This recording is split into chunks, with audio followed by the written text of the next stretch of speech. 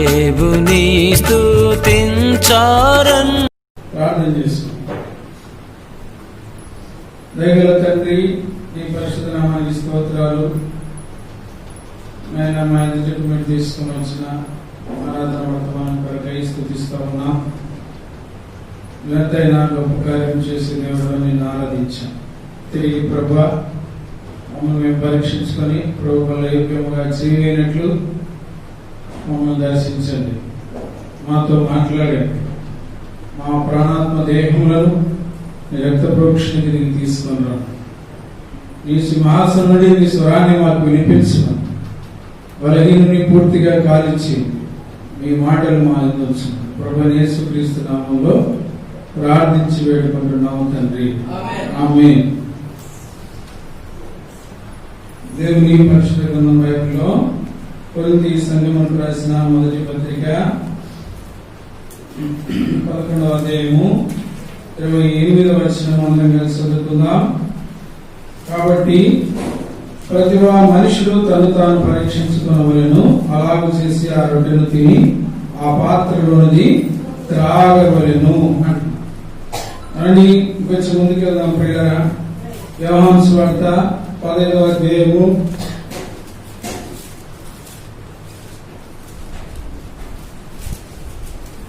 15వ వచనం. యోహాను సువార్త 15వ అధ్యాయము 15వ వచనం అందరం కలిసి చదువుకుందాం. Page number 96.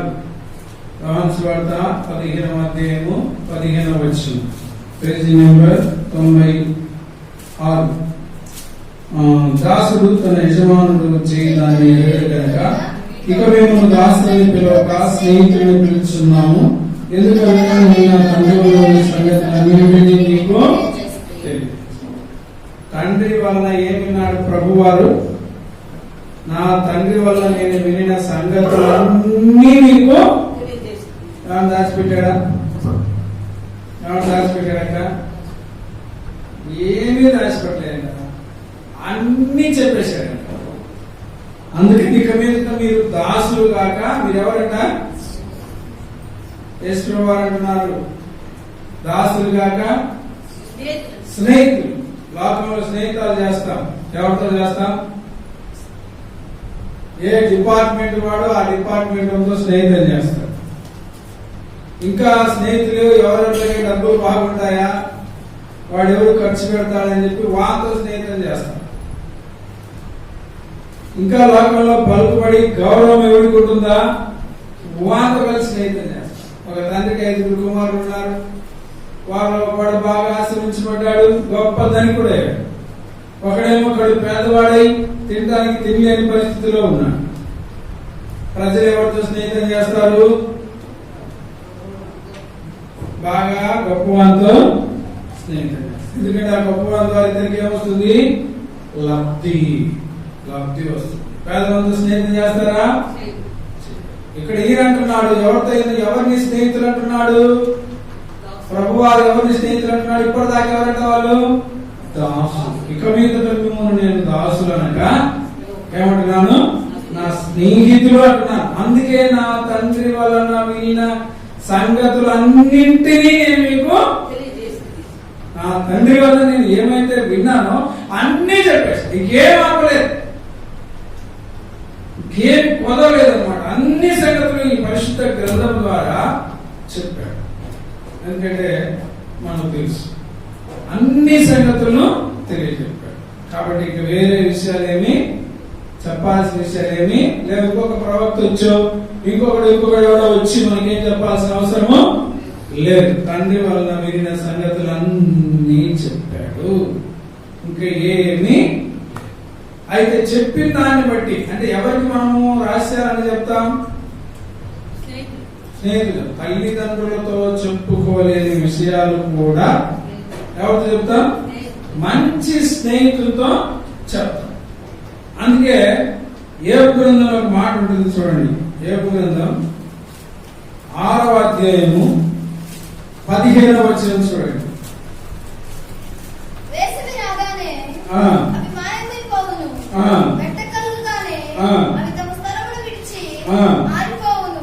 వాటి నీళ్లు ప్రవహించుతాయి, తిప్పబడును, ఏమీ లేదు అది ఇంకిపోవును. ఆ. సమూహముగా ప్రయాణించేమా బట్టకులు వాటిని వెదకుదురు. అమ్మా ఎన్నో వచ్చింది ఎన్నో 15 నా స్నేహితులు నిండిన వాగువలెను మాయమైపో జలప్రవాహం వలెను నమ్మకుడైన వారైరి. ఎట్లా ఉన్నారు నా స్నేహితులు? ఎండిన వాగువలే మాయమైపోవు జల ప్రవాహం వలె నమ్మకుడని వారై. ఆ స్నేహితులు ఏడు స్నేహితులు ఎలాంటి వారంట? నమ్మకూడని వారంట. యోబు గ్రంథం 19వ అధ్యాయం 19వ వచనం.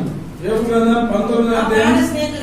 నా ప్రాణ స్నేహితులందరికీ నేను అసహ్యుడనైతిని. అర్థమైందండి ఇప్పుడు? నా ప్రాణ స్నేహితులు అసలు నమ్మతో వాళ్ళను నమ్మలేని పరిస్థితి వచ్చేసింది. మొదట నా స్నేహితులు ఎంత భయంకరమైన పరిస్థితి అంటే నా స్నేహితులు నమ్మకూడని వారైపోయారు. రెండవది ఏమంటున్నాడు? నా స్నేహితులందరికీ నేనేమైపోయాను? అసహ్యుడనైపోయాను. ఎంత అసహ్యుడైపోయాడు ఆ స్నేహితుడికి నేను అసహ్యుడు. ఎందుకయ్యాడు అసహ్యుడు? స్నేహితులు ఎవరు రాలేదు ఆయన దగ్గరికి. బాధలో కష్టాలు ఉన్నప్పుడు పలకరించడానికి రాలేదు. ఆయన శ్రమ పడుతున్నప్పుడు ఎవ్వరు ఆయన విడిపించడానికి రాలేదు. కానీ ఇప్పుడు ఏమంటున్నానంటే నా స్నేహితులకు నేను మళ్ళీ ఇప్పుడు ఏమైపోయాను? వాళ్ళు నమ్మకూడని వాళ్ళు కష్టాలను వదిలేశారు. రెండవది ఏం చేశారు? అసహ్యంగా చూస్తా ఉన్నారు నన్ను. నా పరిస్థితి అంతా ఇబ్బందిగా ఉంది. అందుకే సామెతల గ్రంథం ఎక్కడండి? సామెతల గ్రంథం 19వ అధ్యాయము 7వ వచనం చూడండి. సామెతల గ్రంథం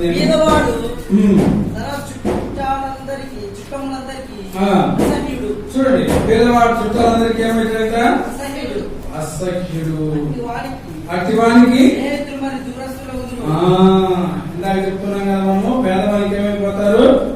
స్నేహితులందరూ దూరమైపోతారు. మన కష్టాల్లో, మన కరువులో, మన ఇబ్బందులు, మన శ్రమలో, మన అప్పుల బాధలో ఎవరు మన దగ్గరికి రారు, ఎవరు పట్టించుకోరు. అప్పటిదాకా నువ్వే అక్క, నువ్వే అన్న, నా ప్రాణం అని చెప్పి మన చుట్టూ తిరిగిన వాళ్ళు మన కష్టాల పాలై, అప్పుల పాలై, బాధల పాలైతే మనల్ని పట్టించుకునే వారు ఎవరు లేరు. అయితే 13వ అధ్యాయం చూడండి. సామెతల గ్రంథం 13:20 వచ్చింది.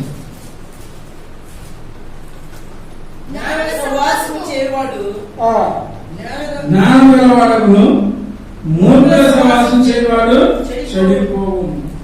మూర్ఖులతో సహవాసం చేస్తే ఏమైపోతాం? చెడిపోతాం. మూర్ఖుడైతే అసలు మూర్ఖ స్వభావాన్ని చూపిస్తాడు. వాడు చేసినట్టే మనం చేస్తాం. వాడి ఇంట్లో తల్లిదండ్రుల మూర్ఖుడు తల్లిదండ్రుల మాట ఇండు. వాళ్ళతో సహవాసం చేసిన పిల్లలు ఏమనుకుంటారు? వాడి మాట ఇంటలేదు, నేను ఎందుకు మాట్లాడాలని మూర్ఖంగా తయారైపోతారు. కుటుంబంలో ఎవరైనా సరే వ్యక్తిగతంగా మూర్ఖులతో సహవాసం చేస్తే మూర్ఖులే అవుతారు. మూర్ఖుడికి ఇంకేముండదు అనే మాటే శాస్త్రం. మంచిగా చెడ్డ అని ఆలోచించే మనసు ఉండదు. అదే 17వ అధ్యాయము 17వ వచనం చూడండి. సామెతల గ్రంథం 17:17. నిజమైన స్నేహితుడు విడువక ప్రేమించును, దుర్దశలో అట్టివాడు సహోదరుడుగా ఉండు. నిజమైన స్నేహితుడు విడువక ప్రేమిస్తాడు. దుర్దశలో అతను ఎలా ఉంటాడు? సహోదరుడుగా ఉంటాడు. నిజమైన స్నేహితుడు చాలా ఎంత గొప్పవాడు. నిజమైన స్నేహితుడు విడువక ప్రేమించును, దుర్దశలు అట్టివాడు సహోదరుడిగా ఉంటాడు. దుర్దశ అంటే దుర్దశలు అంటే దుర్దశ అంటే కొన్ని సంవత్సరాల తర్వాత కాదు, నీ పరిస్థితి హీనంగా అయిపోయినప్పుడు, నిన్నెవరు పట్టించుకోనప్పుడు, నీ దగ్గరికి ఎవరు రానప్పుడు, నీ స్థితి అంతా మారిపోయినప్పుడు, నీ పరిస్థితి ఏం లేదనుకున్నప్పుడు నాకు ఒక మంచి స్నేహితుడు ఉన్నాడు. భౌతికంగా అసలు ఈ స్నేహితుడు ప్రభువు. ఆయన విలువగా ప్రేమిస్తాడు. నా స్నేహితుడు ఏం చేశాడు తెలుసా? నేను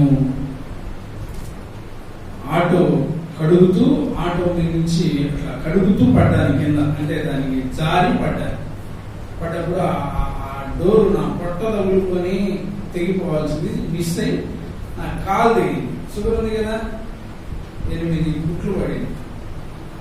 మా బంధువులందరూ ఏం చేశారు, వచ్చి ఇంకా కాలు తీయాల్సిన వస్తుందని చెప్పి ఏడ్చి వెళ్ళిపోయారు. ఏడ్చారు, కనపడ్డారు, ఎట్లా జాగ్రత్త అన్నారు, వెళ్ళిపోయారు. నా స్నేహితుడు తన భార్యను, తన చిన్న పిల్లలను వదిలిపెట్టి మా ఊరు ఏ రోజుల్లో ఉంటారు వాళ్ళ అమ్మ దగ్గరికి వెళ్ళి వాళ్ళ అమ్మ దగ్గర తన అన్నం తింటూ నాకు నెల రోజులు నా ఆటో ఫ్రీగా తోలాడు. రూపాయి తీసుకోకుండా, మా ఇంట్లో అన్నం తినకుండా తను తోలిన డబ్బంతా తీసుకొచ్చి నాకు ఇచ్చి, నా బండికి నేను కట్టాల్సిన కంతు ఆగలేదు, నా పోసిన ఇంకెక్కువ తోలాడు, 50 రోజుల కంటే ఎక్కువ. అంటే నేను జ్ఞాపకం చేసుకోవాల్సిన పరిస్థితి ఎవరు చెప్తాను. మంచి స్నేహితుడు విలువగా ప్రేమిస్తాడు. దుర్దశలు అట్టి వాడు ఎలా ఉన్నాడు? సహోదరునిగా ఉన్నాడు. సహోదరునిగా ఉన్నాడు. అయితే ఆ స్నేహితుడు కొంతకాలం అయిపోయిన తర్వాత కొన్ని పరిస్థితులు వచ్చేసరికి దూరం అయిపోయాడు. ఇప్పటికి అతని ఫోన్ వచ్చి ఒకసారి అతని ఫోన్ కింద నాకు పొరపాటున వచ్చిందంటే ఇక ఎంతసేపు అయినా మాట్లాడతాను. అంతా ఎంత టైం అవుతుందో కూడా అర్థం కాదు మా ఇద్దరికి. ఎంతో ప్రేమగా అసలు ఎప్పుడెప్పుడు చేస్తాడా ఫోన్ అని కనిపెట్టుకొని ఉంటారు. ఆ సమస్య వచ్చిన ఒక నెల నిద్ర పట్టలేదు నాకు.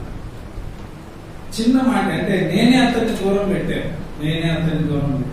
అతని తప్పు ఏమీ లేదు. నేనే అతన్ని దూరం పెట్టాను. నేనే అతన్ని కోపగించుకున్నాను కొన్ని కారణాలు బట్టి. సరే, కారణం ప్రభువుకు తెలుసు. అతన్ని విడిచిపెట్టుకోవడానికి నా అంతరంగం అయితే ఒప్పుకోలేదు. అయితే చివరికి అతని దూరమయ్యాడు కొన్ని పరిస్థితులను బట్టి. కానీ నిజమైన స్నేహితుడు ఎవరంటే ప్రభు అయిన ఆయన ఏమంటున్నాడంటే, ఇప్పుడు మనము నేను మిమ్మల్ని దాసులు అని పిలవక స్నేహితులు అని పిలుస్తాను. ఆయన దాసులని పిలవక ఏం పిలుస్తున్నాడ? స్నేహితులని పిలుస్తాడంట. అలాంటి స్నేహితుడు ఎలా ఉంటాడంటే 119వ కీర్తన చూడండి. 119వ కీర్తన 63వ వచనం చూడండి. నీ యందు భయభక్తులు గల వారందరికిని నీ ఉపదేశమును అనుసరించు వారికి నేను చెలికాడను. నీ ఉపదేశమును అనుసరించు వాడికి నేను నిజమైన స్నేహితుడు ఎలాంటి వాడంట? దేవుని మాటను అనుసరించే వారికి స్నేహితుడు అంట, చెలికాడంట. రెండవదిగా లూకాసు వార్త 11వ అధ్యాయం 16వ వచనంలో ఒక మాట ఉంటుంది. ఒక్క వచనం చదవండి, నేను ముందుకు వెళ్దాం.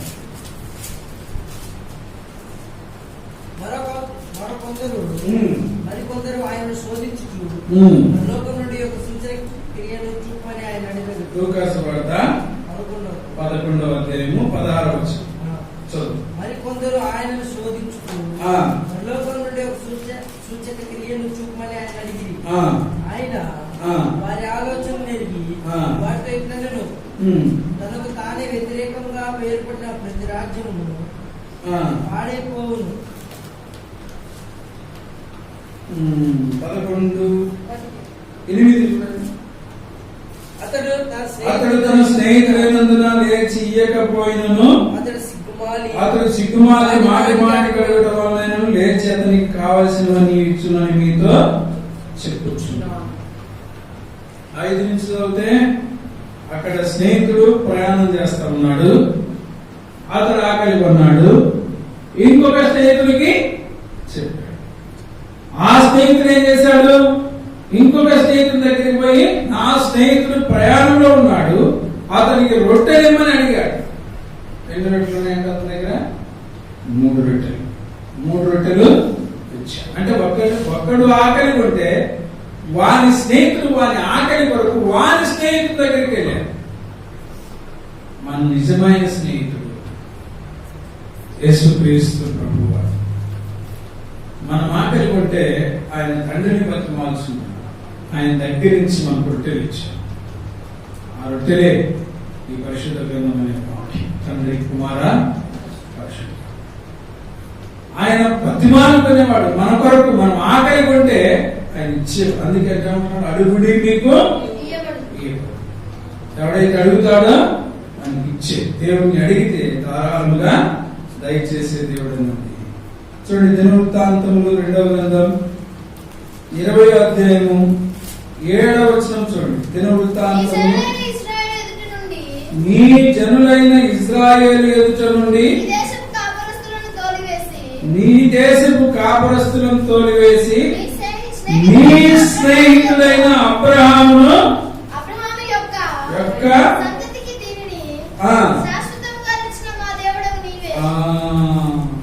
ఎవరిని తోలివేశాడంట?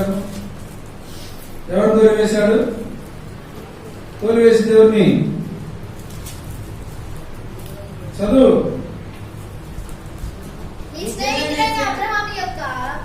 నీ జనులైన ఇశ్రాయేలు నుండి ఈ దేశపు కాపురస్తులను తోలివేసి నీ స్నేహితుడైన అబ్రహాము యొక్క సంతతికి దీన్ని శాశ్వతముగా. స్నేహితుని యొక్క సంతానాన్ని జ్ఞాపకం చేస్తున్నాడు. అబ్రహాం ఎవరట? దేవునికి స్నేహితుడు. అబ్రహాం నా స్నేహితుడు అని దేవుడు అన్నాడు. దాని కొరకై అబ్రహాము తన ప్రియులైనటువంటి తన పిల్లల కొరకు దేవుడు అబ్రహాము స్నేహితుడిగా గుర్తించి అబ్రహాము సంతతి వారికి ఆ దేశమును శాశ్వతముగా స్వాస్థ్యముగా ఇచ్చాడు. ఎవరిని జ్ఞాపకం చేసుకొని? స్నేహితుడు, తన స్నేహితుడైన అబ్రహామును జ్ఞాపకం చేసుకొని ఇచ్చాడు. అంతేకాదు, రండి ఇంకొంచెం ముందుకెళ్దాం. దేవుని యొక్క గ్రంథం యెషయా గ్రంథం 41వ అధ్యాయము 8వ వచనం చూడండి. యెషయా గ్రంథం, నా సేవకుడైన ఇశ్రాయేలు,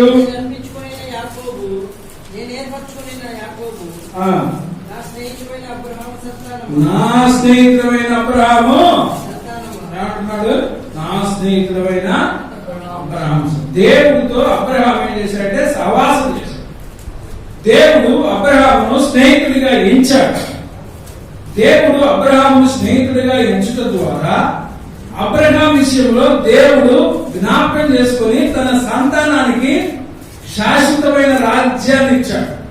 యాకోబు మాసగాడైనప్పటికీ యాకోబుతో దేవుడు ఏం మాట్లాడుతున్నాడంటే నా స్నేహితుడైన అబ్రహాము సంతానం అంటున్నాడు, కుమారుడు అంటున్నాడు.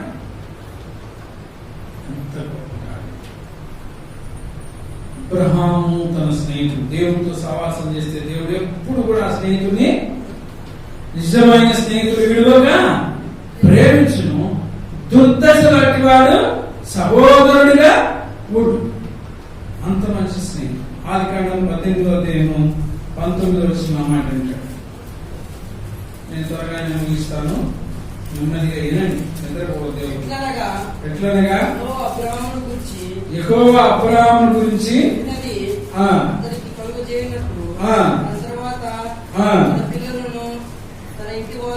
అయ్యా 18వ అధ్యాయము 19వ వచనం చదువు. చెప్పినది అతని కలుగ చేయనట్లు తర్వాత 17 చదువునా. అప్పుడు యెహోవా నేను చేయబో కార్యము అబ్రహామునకు దాచెదనా అన్నాడు. ఏంటి కార్యము? లోతు సొదొమ గొమొర్రా పట్టణములను నాశనం చేయాలి. నేను చేయబో కార్యము నేను అబ్రహాముకు దాచిపెట్టేదనా అన్నాడు. అంటే దేవుడు ఏ కార్యాన్ని చేయదలుచుకున్నా తన స్నేహితుడైన అబ్రహాముతో చెప్పాలి అని ఆశపడ్డాడు. అబ్రహాము దేవునితో సహవాసం చేశాడు. అబ్రాహాం వంశాన్ని ఎన్నడెన్నటికీ దేవుడు మర్చిపోకుండా కాపాడాడు. తాను చేయుద్దేశించిన సంగతులు దేవుడు మనుషులకు చెప్పగలరా? కానీ అబ్రాహాం చెప్పకుండా నీ పని చెయ్యను అని చెప్పేసి స్నేహితులు చెప్తారు లేదా? మన స్నేహితులు ఏం చేస్తారు? మన కాడ రహస్యాలు రాబట్టాలని ఒకటి మాట్లాడతారు, ఒకటి దాచిపెడతారు, ఒకటి మూసిపెట్టి ఒకటి చెప్తారు. ఎంత కుయుక్తి పరులు ఉన్నారంటే భౌతికంగా చాలా దుర్మార్గంగా ప్రవర్తించే వాళ్ళు ఉన్నారు. మనం ఎంత స్నేహితులమైనా మన దగ్గర నుంచి రహస్యాలు రాబట్టేసి మనం అల్లరిపాలు చేయాలని చూస్తుంటారు. ఎంత దౌర్భాగ్య స్థితి! దాన్ని ఎంత మంచితనం కూడా మంచిది కూడా. రండి ఇంకొంచెం ముందుకు వెళ్దాం. 2వ తరంలోనికి వెళ్దాం. అబ్రహాము దేవునితో సహవాసం చేయడం ద్వారా దేవుడు అబ్రహామును ఎన్నటికీ కూడా వదిలిపెట్టకుండా అన్ని విషయాలు అబ్రహాముకు తెలియజేశాడు. ఆయన సంతానాన్ని వాడుకుంటూ జ్ఞాపకం చేసుకున్నాడు. 2వ తరంలోనికి వెళ్దాం. త్వరగానే ముగిస్తాం. నిర్గమకాండం 33వ అధ్యాయం 11వ వచనం. మనుషుడు తన స్నేహితుడితో మాట్లాడినట్లు యెహోవా మోషేతో ముఖాముఖిగా మాట్లాడుచుండెను. మొదటి తరంలో దేవుని స్నేహితుడు ఎవరు? మోషేనా? అబ్రహాం. 2వ తరంలో దేవుని స్నేహితుడు ఎవరు? మోషే. మోసేని గురించి ఇంతక ఆరాధన అని చెప్పుకున్నాం. మోసే నా ఇల్లంతట్లో నమ్మకం. మోషే వంటి సాత్వికుడు ఎక్కడ లేడు? ఇల్లంతట్లో, భూమి మీదనే లేడు. సాత్వికుడు, నమ్మకస్తుడు, స్నేహితుడితో మాట్లాడినట్లు మోషేతో దేవుడు మాట్లాడాడు. అసలు దేవుడు మాట్లాడటం అంటే సామాన్యమైన పనే. మోసే ఒకసారి అయ్యాక మాట వారి మధ్య ఒక సంఘటన జరిగింది. ఈ ప్రజలందరినీ నాశనం చేస్తాను, నువ్వు తప్పుకో అన్నా. అంటే మోసే అయ్యా నేను రాను నీతో పాటు, అంటే నువ్వు రావాల్సింది సన్నిధి మాతో రాకపోతే మేము ముందుకు వెళ్ళను, నువ్వు మాతో ఉండటం వల్లనే కదా మేము బ్రతుకుతామని బతిమా. మోసే అంటాడు, దేవుడు జాలిగల అత్యంత కనికరము, దయ, కృప, కరుణ, వాత్సల్యతలు గల దేవుడు కనుక అయ్యా నీ మాటను మార్చుకోవాలి, నాశనం చేసిన సంతాపడమని చెప్పి దేవుడు అడిగితే, ఇప్పుడు మోషేను దేవుడు అర్థం చేసుకున్నాడు.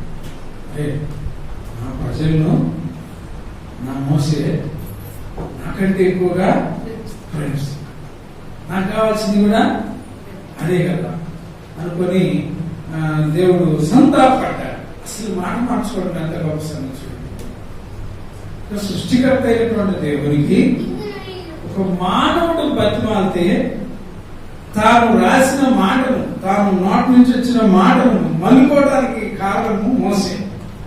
ఎందుకంటే యథార్థవంతుల ప్రార్థన అయినా మనిషి అడిగితే సరే మోసే అని సంతాపడ్డాడు, మార్చుకున్నాడు.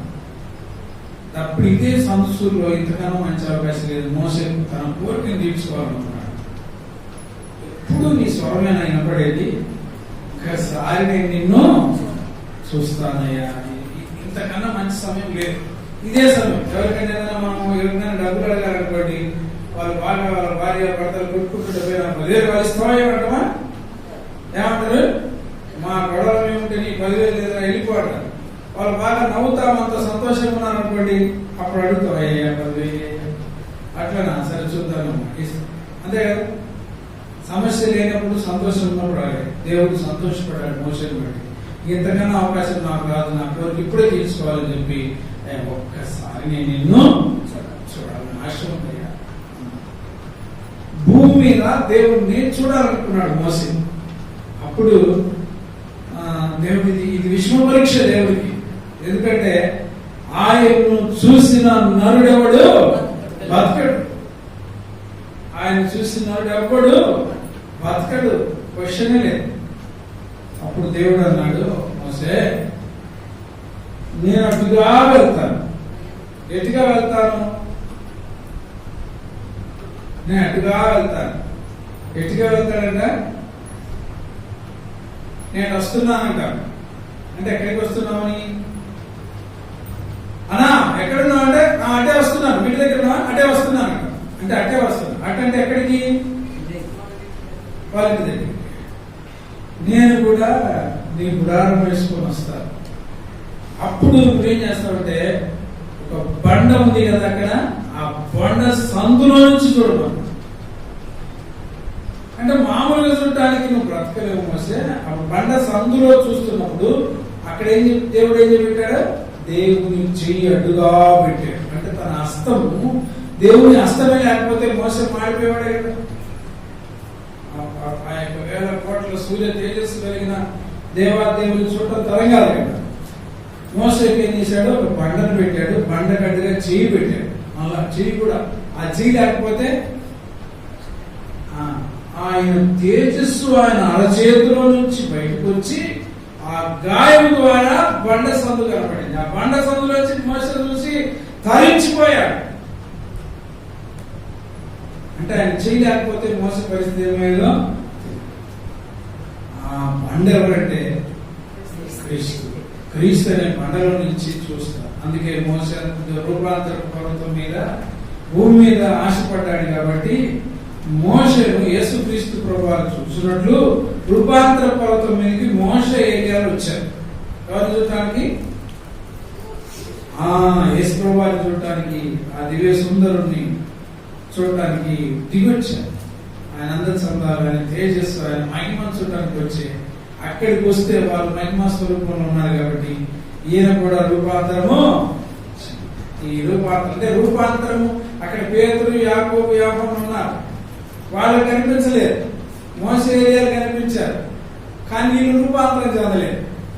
పరిశుద్ధులకు దేవుడు కనిపిస్తాడు, పరిశుద్ధులతో దేవుడు మాట్లాడతాడు. కానీ రూపాంతరపు అనుభవం ఉన్నప్పుడు వారి వలే మార్చబడతారు. రూపాంతర అనుభవం లేనంత వరకు మనిషిలో అహం, గర్వం, కోపం ఇవన్నీ నివసిస్తాయి. వాటి ద్వారా దేవుడికి ఏమైపోతాం? దూరస్తులుగా ఉంటాం. ఇప్పుడు దేవుడు తన స్వారూప్యాన్ని మోసేతో పంచుకోవడానికి ఇష్టపడ్డాడంటే మోసే దేవునికి ఎంతో స్నేహితుడిగా ఉంటాడు. 3వ తలంపులో చెప్తాం. 1వ తలంపులో అబ్రహాము దేవునికి స్నేహితుడిగా ఉండటం వల్ల తన సంతానాన్ని శాశ్వతంగా ఆశీర్వదించాడు. పాలు తేనెల ప్రపంచదేశం నుంచి. 2వ తలంపులో మోసే తనకు స్నేహితుడు కనుక తను చూడటానికి దేవుడు గొప్ప అధికారము ఇచ్చాడు. 3వ తలంపులోకి వెళ్దాం రండి. సమూయేలు మొదటి గ్రంథం 18వ అధ్యాయం 1వ వచనం చదువు. మాట్లాడట చాలించిన తర్వాత యోనాతాను హృదయము దావీదు హృదయము కలిసిపోయాయి. ఒకరొకరు మాట్లాడుకుంటే వారి హృదయాలు ఏం చేశాయి? కలిసిపోయారు. వారిద్దరు ఇప్పుడు ఏమైపోయారు? స్నేహితులయ్యారు. ఒకరి హృదయం ఒకరు కలిసిపోవాలండి. హృదయాలు కలిసిపోకపోతే స్నేహితము చేయలేదు. నీ మనసు నాకు నచ్చాలి, నా మనసు నీకు నచ్చాలి. నీ ప్రవర్తన నాకు నచ్చాలి, నా ప్రవర్తన నీకు నచ్చాలి. నచ్చిందేనే స్నేహం, నచ్చకపోతే చేస్తామా స్నేహం? చేయలేదు. దావీదు యోనాతానుకు నచ్చాడు, యోనాతాను దావీదుకు నచ్చాడు. వీళ్ళిద్దరి మధ్య దాపరికాలు ఏమన్నా ఉన్నాయి? ఇంకా ఏమి? రండి ముందుకెళ్దాం. సమూయేలు మొదటి గ్రంథం 20వ అధ్యాయం 1వ వచనం నుంచి 2వ వచనం చదవండి.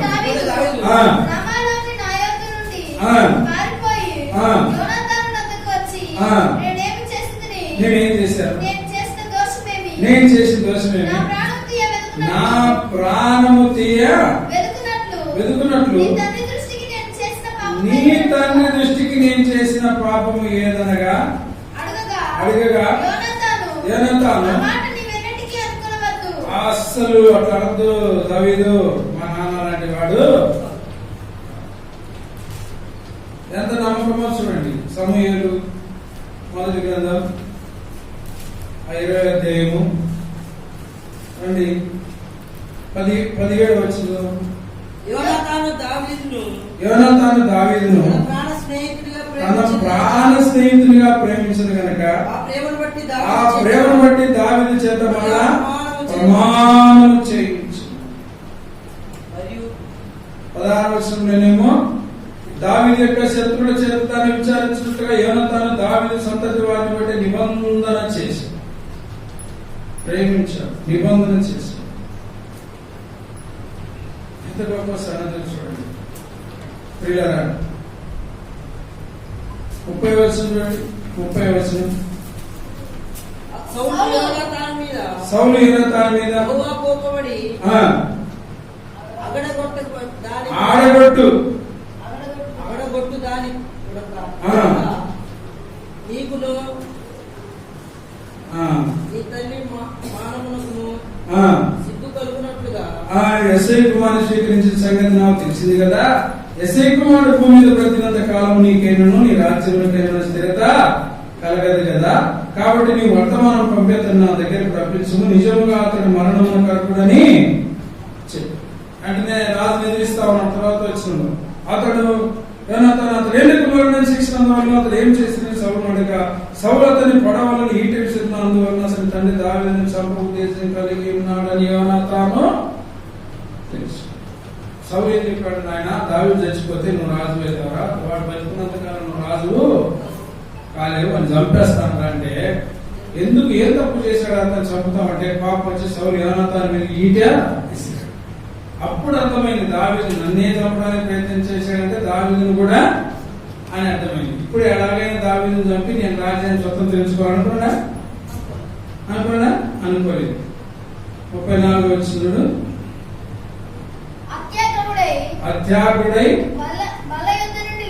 లేచి అందున తన తండ్రి దావీదును అవమానపరిచినందున అతని నిమిత్తము దుఃఖాక్రాంతుడై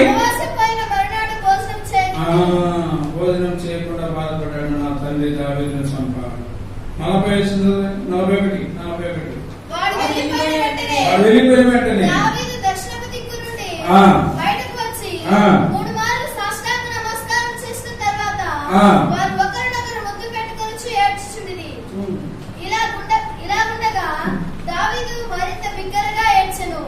అతడు యోనాతాను, యెహోవా నీకును నాకును మధ్యను నీ సంతతికి నా సంతతికి మధ్యను ఎన్నటికి సాక్షిగా ఉండును గాక. దేవుడు సాక్షిగా ఉన్నాడు. దావీదు సౌలును ఎందుకు చంపించలేదు? దావీదు సౌలుతో కలుసుకున్నప్పుడు అవకాశం వచ్చిన దావీదును పొడవడానికి కారణం 2. ఒకటేమో యెహోవా చేత అభిషేకించబడ్డాడు, 2 యోనాతానుకు నిబంధన చేశాడు, తన స్నేహితునికి మాట ఇచ్చాడు. అందుకని సౌలు వంశస్థులు చంపడానికి దావీదు ఇష్టపడ్డాడు. అబ్యాతారును చంపినప్పుడు కూడా చాలా దుఃఖించాడు, ఏడ్చాడు. అయితే సమూయేలు 2వ గ్రంథము 9వ అధ్యాయము 7వ వచనం చూడండి. అందుకు దావీదు భయపడవద్దు, నీ తండ్రి అయిన యోనాతాను నిమిత్తము ఉపకారం చూపి నీకు మరలా ఇప్పితును, మరియు నీవు సదాకాలం నా బలెత్తనే భోజనము. ఎవరు తెచ్చాడు ఈ మాట? యోనాతాను యొక్క కుమారుడు మెఫీబోషెత్, సౌలు వంశం యోనాతాను కుమారుడు. అంటే ఇప్పుడు మెఫీబోషెత్ గుండా దావీదుకు నష్టం కలుగుతా లేదా? సౌలు వంశస్థుడు వాళ్ళేమో 10 గోత్రాలు, 12 గోత్రాల్లో 11 గోత్రాల వాళ్ళు. దావీదు ఒక్కడే యూదా గోత్రము. మరి ఒక్క ఇంటోడు 11 ఇంటి వాళ్ళు ఒక్కడుంటే వాడిని చంపాలి కదా. చంపడానికి ఇష్టపడలేదు దాన్ని. వానికి మేలు చేయ ఉద్దేశించి అతని పొలము, ఆస్తి, డబ్బు అన్ని ఇచ్చేసి ఎప్పుడు నా భోజన బలవద్దనే సదాకాలం భోజనం చేయమన్నాడు. మనం చదువుకున్నటువంటి రోమేలు రాసిన పత్రిక 5, 6, 7 వచనాల్లో కొన్ని విషయాలు మనం కూడా శత్రువులమై, దేవునికి శత్రువులమై మనల్ని దేవుడు ఏమని పిలుస్తున్నాడు? స్నేహితులు అని పిలుస్తున్నాడు. యోనాతాను నిమిత్తము మెఫీబోషెతుకు అన్నం పెట్టిన దావీదు వారి స్నేహితులు తన స్నేహితుడు కాబట్టి రాజరిక వ్యవస్థ తనకు రావాల్సి ఉన్నప్పటికీ కూడా తన రాజసింహాసనం కంటే కూడా తన స్నేహితుడే తనకు ప్రాణంగా ఎంచుకొని మరణం నుంచి యోనాతాను దావీదును తప్పిస్తూ వచ్చాడు. మంచి స్నేహితుడు తన కోసం ఏం చేస్తాడు? ప్రాణం పెడతాడని చెప్పి దేవుడు మాట్లాడు కదా. మంచి స్నేహితుడు తన కొరకు ప్రాణం పెడతాడు. చెడ్డ స్నేహితుడు ఏం చేస్తాడు? ప్రాణం ఏం చేస్తాడు? ప్రాణము. సామెతల గ్రంథం 16వ అధ్యాయం 7వ వచనం చూడు. సామెతల గ్రంథం 16వ అధ్యాయం 7వ వచనం. ఒకరి ప్రవర్తన యెహోవాకు ప్రీతికరమగును. ఆయన వాడి శత్రువుల సహా ఒకని ప్రవర్తన యెహోవాకు ప్రీతికరమైనప్పుడు ఆయన వాడి శత్రువులను సహా మిత్రులుగా చేస్తాడు. మన ప్రవర్తన బాగుంటే శత్రువుని ఏం చేస్తాడు? 22వ అధ్యాయం 24వ వచనం నుండి కోపచిత్తులతో సహవాసం చేయకుము, క్రోధం గల వారితో పరిచయం కలిగి ఉండదు. 25 నీవు వారి మార్గం అనుసరించి నీ ప్రాణములకు ఉరి తెచ్చుకుందువేమో, జాగ్రత్త.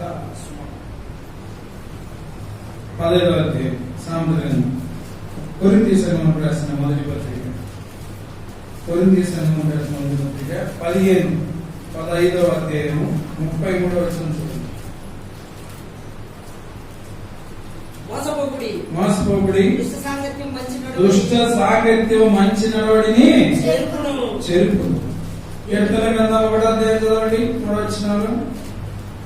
దుష్టుల ఆలోచన చొప్పున నడవక, పాపుల మార్గం నిలవక, అపహాసులు కూర్చుంటూ కీర్చనక, యెహోవా ధర్మశాస్త్రమునందు ఆనందించు, దివారాత్రము దాన్ని ధ్యానించువాడు ధన్యుడు. సామెతల గ్రంథం 26వ అధ్యాయం చూడండి 19వ వచనం. సామెతల గ్రంథం 26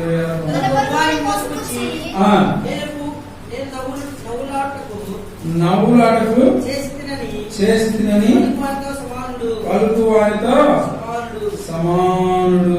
ఎవరంట? తన పొరుగువాడిని మోసగిచ్చి ఏమంటున్నాడు? నేను నవ్వటానికి చేసిందే అని అంటాడు. అలాంటి మనతో శ్రోతం చేయించిన దుష్ట సాంగత్యం ఏం చేస్తుందంట? మంచి నడవడిని చెరుపుతుంది. దుష్ట సాంగత్యం మంచి నడవడిని చెరుపుతుంది. ఈ నడవడి ఎలా ఉంది? ఇప్పుడు నువ్వు ఎవరితో సహవాసం చేస్తా ఉన్నావు? నీ సహవాసం ఎవరితో? దుష్టునితోనా? నిజమైన స్నేహితుతోనా? నిజమైన స్నేహితుడు ఏం చేస్తాడు? నిజమైన స్నేహితుడు ఎవరెవరు కనపడ్డారు మనకు? దేవునికి అబ్రాహాము దేవునితో సహవాసము చేశాడు. దేవునితో మోసే సహవాసం చేశాడు. వాళ్ళు మోసే దేవుడు వదిలిపెట్టాడా? వదిలిపెట్టాడు. యోనాతాను దావీదుతో చేశాడు. యోనాతాను దావీదును మరణానికి అప్పగించాడా? దావీదు సౌలు కుటుంబం యోనాతాను పిల్లలను చంపాడా? ఇప్పుడు ప్రేమించాడా లేదా? మంచి స్నేహితుడు అలా చేస్తాడు. అయితే నీ స్నేహం ఎవరితో ఉంది? ఇప్పుడు ఎవరితో ఉంది చెప్పగలరు ఎవరైనా? నా స్నేహితము, నీ స్నేహితము క్రీస్తుతో ఉందా? లోకస్తులతో ఉందా? లోకస్తుల స్నేహం ఎలా ఉంటుంది? అల్లరితో కూడిన ఆటపాటలు ఉంటాయి. లోకస్తులతో స్నేహితం ఇంకెలా ఉంటుంది? నీకేదైనా తేపులు వచ్చి తిట్టి తీయమంటారు. లోకస్తులతో సాహసం ఎలా ఉంటుంది? నీకేదైనా కొంచెం తలనొస్తే తాయి తెప్పించుకోమంటారు. ఎనపరాట్లు ఒకటిలో పెట్టుకోమంటారు. మంత్రగాల దగ్గరికి పోయి నల్లదారాలు కట్టించుకోమంటారు. మనం కూడా కట్టించుకుంటాం. ఎందుకంటే స్నేహితుడు చెప్పాడు కదా, ఇది కుదరలేదు, అది కుదరలేదు, వాస్తు కుదరలేదు, ఇల్లు పడగొట్టుకోమంటారు. పడగొడతావా? ఒకవేళ యెహోవా నీకు రాయలేదనుకో శాసనం, ఎంట్రు కూడిపోతే నీ తలలో పేరు చేస్తుందా? ఎంట్రు కూడా పడదు. ఆయన శాసనం లేదు నీకేమి. ఆయన కంటే గొప్పవాడు, మంచి స్నేహితుడు గొప్పవాడు భూమి మీద లేడు. కనుక నిజమైన స్నేహితుడు ఎవరంటే ప్రభువైన యేసుక్రీస్తు. ఆయనతోనే మనం సహవాసము అట్లు చేసి ఒకవేళ నీ స్నేహితం ఎవరితో ఉందో పరీక్షించుకొని ప్రభువులో చేయి. ఒక స్నేహితుడు ఉన్నాడు యేసు ప్రభు వారికి, ఇస్కరియోతు యూదా. ఆయన ఏం చేశాడు? యేసు ప్రభువును అమ్మకానికి పెట్టి చంపడానికి ఇష్టపడ్డాడు. నువ్వు ఎవరితో స్నేహితులు చేస్తావు? గమనించుకొని ప్రభువులో ఎక్కువగా It's caught in the crossfire.